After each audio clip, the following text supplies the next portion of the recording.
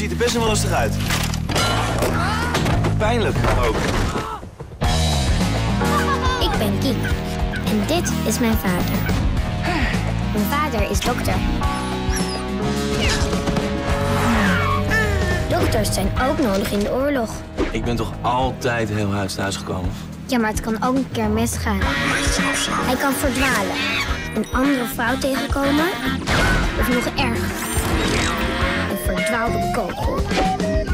Ja, maar daar moet je niet aan denken, Kiek. De kans dat je een vader hebt is heel groot en de kans dat je geen vader hebt is heel klein. Heel klein. Pas je goed op? Ja. Ja? Kiek, ik moet je even wat vertellen. Papa is zoek. Kan je een kans ook groter of kleiner maken? Nou ja, je kan wel kansen beïnvloeden. Niemand heeft een dode muis, een dode hond en een dode vader. Toch? Hoe kom ik aan een dode hond?